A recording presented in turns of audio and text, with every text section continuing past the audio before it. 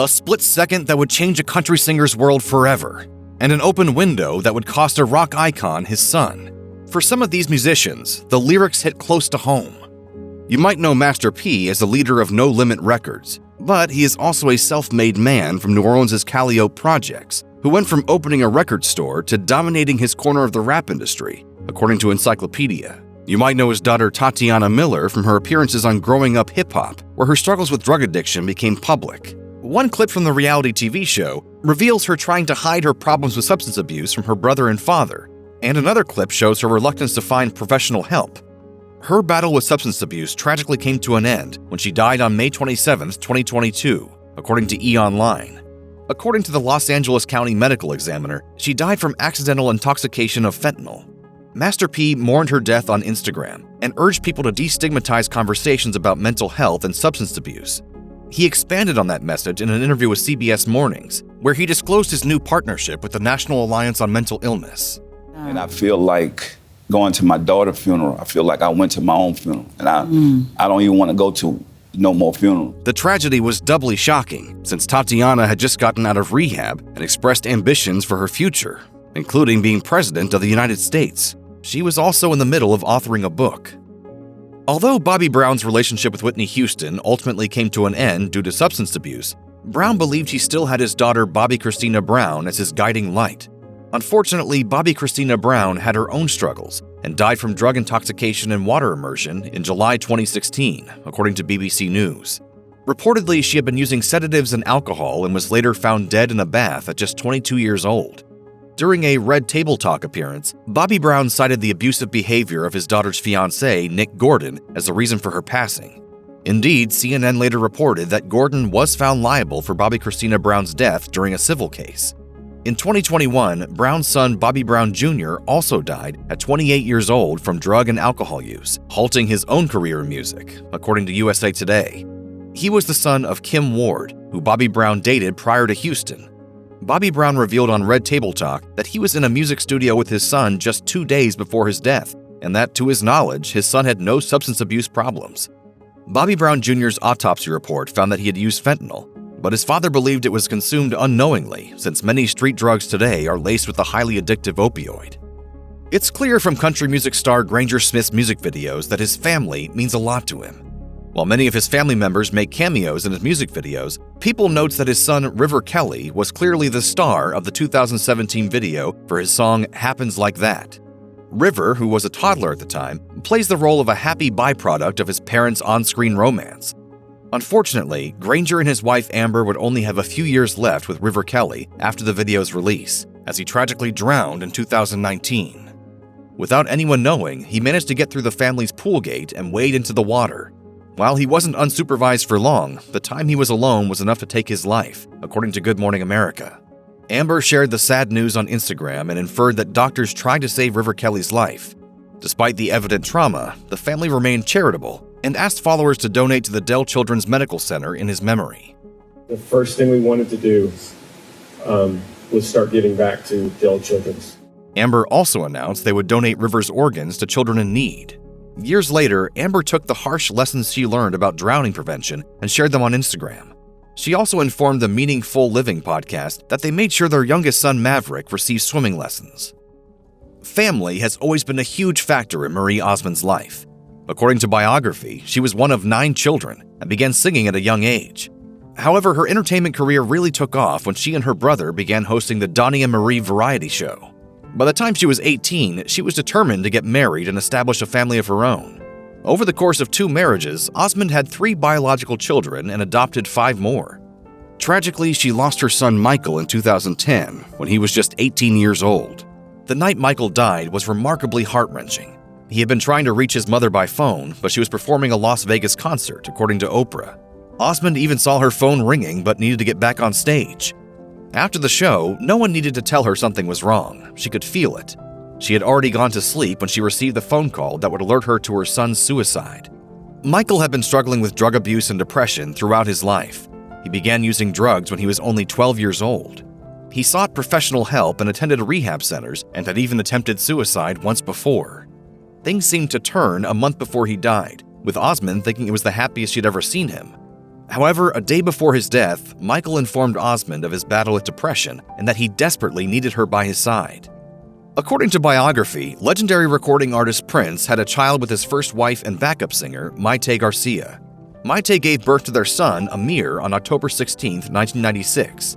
She described in her memoir, The Most Beautiful, My Life with Prince, that parenthood was pure joy at first. No other emotional highs Prince experienced throughout his successful career measured up to the moment when doctors announced that the baby was a boy. However, Prince began panicking when he noticed that Amir wasn't breathing. The doctors took him away in order to revive him, but Garcia intuitively knew things wouldn't end well. The newborn was diagnosed with type 2 Pfeiffer syndrome, which caused physical deformities in his head and hands. Unlike Garcia, Prince remained hopeful that things would get better, that Amir would reach a stabilized condition, and that he and Garcia would be able to take him home.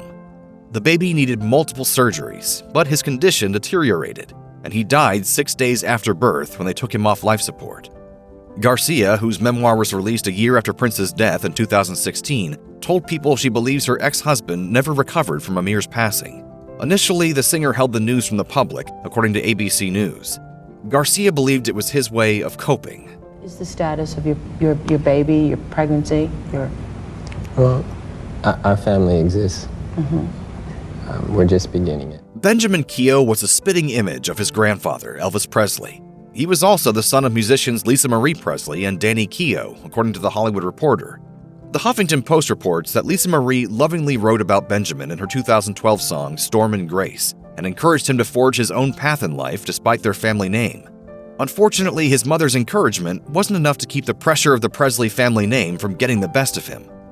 Keough died by suicide in July 2020 when he was just 27 years old. People reports that his friends said that Keough suffered from depression, with the pressure of having to live up to his last name acting as a significant contributing factor. Keough also had a reputation as a loyal friend and a talented cook. Keough's mother took the loss hard. The New York Post reports that she sold the home where he died, as she reportedly couldn't bring herself to live in it again.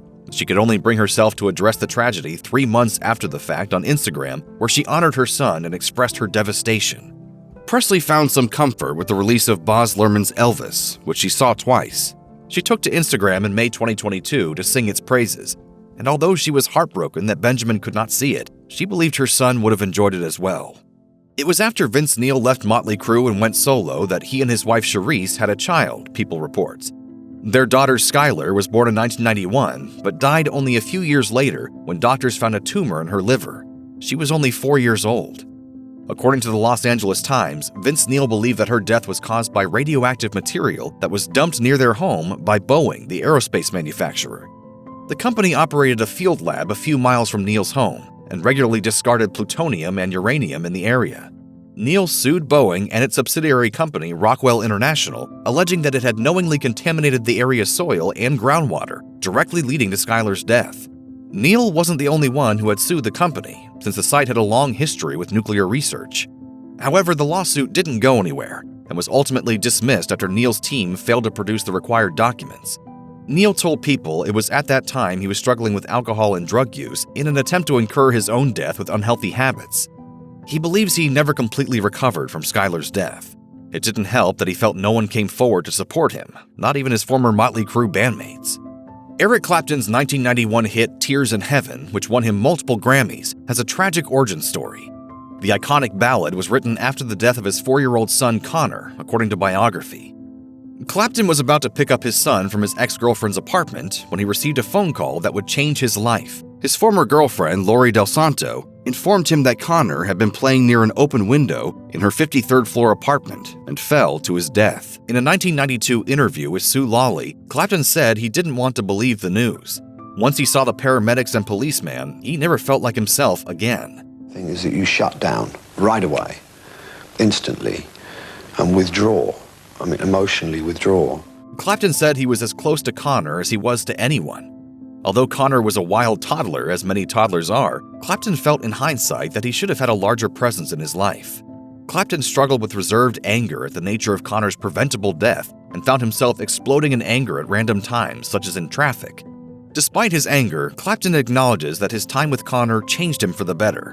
While he had suffered from substance abuse problems, he was inspired by Connor's birth to get sober. Led Zeppelin vocalist Robert Plant is another rock icon to have both lost a child and to dedicate a song to them. All My Love is considered Plant's most heart-wrenching ballad, as he wrote it for his son Carrick, according to The Big Interview. 5-year-old Carrick died in 1977 of a stomach illness. Plant was away on tour with Led Zeppelin when he received the sad news and rushed home, halting the tour altogether. Plant recalled that period of time as one that was hard to get through, but he finds the memory of Carrick still brings him and his wife joy. Although those early memories of Carrick have now been fused with the early years of his next-born son, Logan, Plant admits Carrick has repeatedly inspired him throughout the years. I Believe is another song that was written for his late child. Plant found the experience particularly hard since his life was public, and so was his tragedy. He credited his friend and Zeppelin drummer John Bonham and his wife for providing support. Two people who were notably absent from that support system and didn't attend the funeral were bassist John Paul Jones and guitarist Jimmy Page, Rolling Stone reports. Plant was reasonably hurt about this and concluded they were not as close as he once thought they were. He had a hard time readjusting to the band afterward, and the wild rock lifestyle of the band members, especially their drug use, felt wrong to him. In 1991, Willie Nelson's oldest son, Billy Nelson, died by suicide at age 33 on Christmas morning, according to AP News. It had been a tough few years for Billy. His mother died in 1989, and he received professional help for alcohol abuse a year later. He had been arrested 4 times for drunk driving, and had also separated from his wife and lost custody of their daughter, People reports. Despite these hardships, those around him wouldn't have suspected anything. His father visited him 2 weeks before his death, and days before the incident, a friend, Buddy Frank, noticed that Billy had gotten a new haircut and had bought himself a new wardrobe. Billy had been following in his father's footsteps and was on the verge of releasing an album of gospel music. Billy depended on his father financially, but they weren't as close as Willie thought they could be. He admitted that he wasn't around much when Billy was growing up since he was focused on work. However, a spokesperson for Willie's management company said the singer might have found comfort with his beliefs in reincarnation, according to AP. If you or anyone you know is having suicidal thoughts, please call the National Suicide Prevention Lifeline by dialing 988 or by calling 1-800-273-TALK. That's 1-800-273-8255.